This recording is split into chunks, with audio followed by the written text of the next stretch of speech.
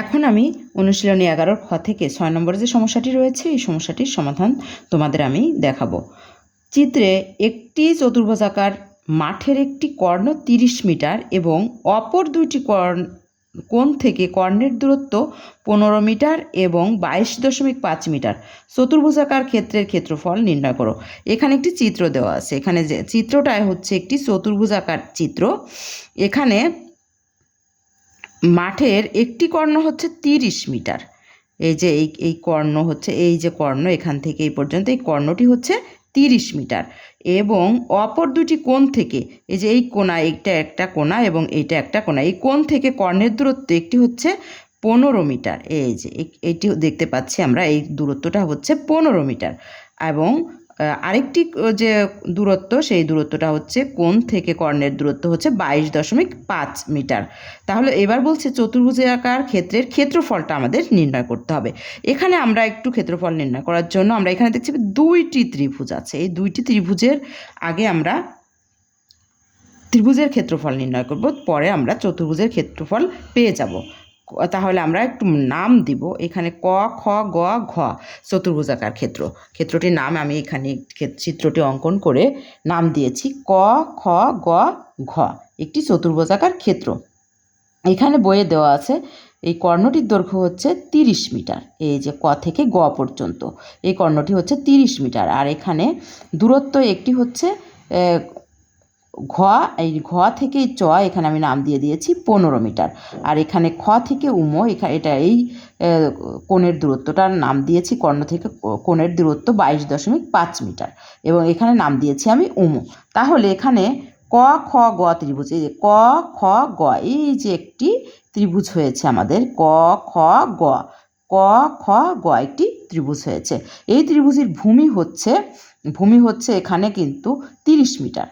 30 metre, এই যে এই ভূমিটা হচ্ছে আমাদের 30 মিটার এবং উচ্চতা হচ্ছে, এই যে উচ্চতা হচ্ছে খ উম উচ্চতা হচ্ছে 22.5 মিটার। তাহলে ক, খ, গ, এই ক, খ, গ ত্রিভুজের ক্ষেত্রফল হচ্ছে ক গ গুণ খ উম ভাগ 2।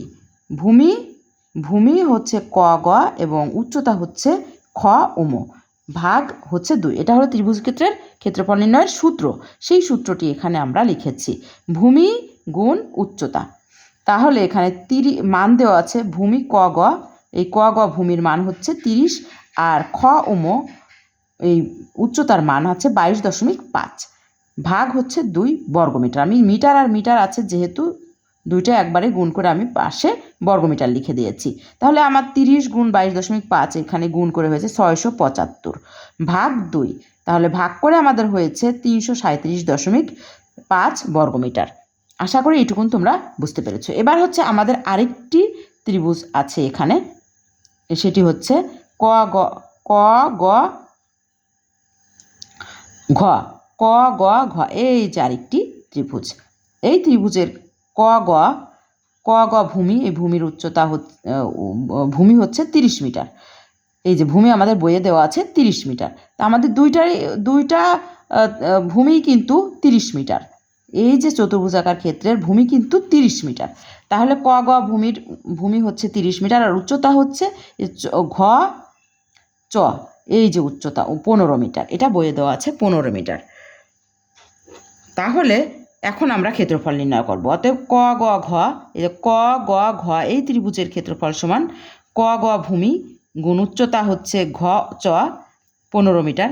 তাহলে এখানে মান বসিয়ে দিলাম, ক, গ সমান 30 মিটার দেওয়া আছে ভূমি আর উচ্চতা হচ্ছে আমাদের এখানে এই যে 15 মিটার, এখানে আমি লিখে নিয়েছি 15 মিটার। তাহলে ত্রিভুজের ভূমি গুণ উচ্চতা ভাগ হচ্ছে 2।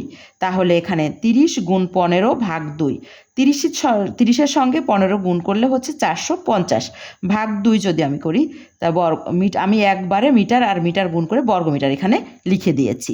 তাহলে 450 ভাগ 2 বর্গমিটার।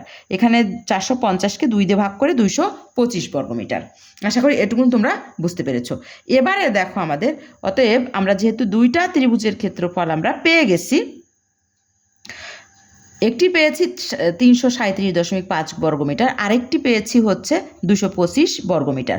তাহলে এবার অতএব ক খ গ ঘ, এই ক খ গ ঘ চতুর্ভুজের ক্ষেত্রফল সমান ক গ ক খ গ ত্রিভুজের ক্ষেত্রফল হচ্ছে 37.5 যোগ এই ক গ ঘ, এই যে ক গ ঘ যে আমরা পেলাম 225 বর্গমিটার, এই দুইটাকে আমি যোগ করে দিলাম। এবার এখানে 337.5 বর্গমিটার যোগ 225 বর্গমিটার, তাহলে যোগ করে আমাদের হলো 562.5 বর্গমিটার। অতএব চতুর্ভুজাকার ক্ষেত্রটির ক্ষেত্রফল হচ্ছে 562.5 বর্গমিটার। উত্তর 562.5 বর্গমিটার। আশা করি তোমরা বুঝতে পেরেছো।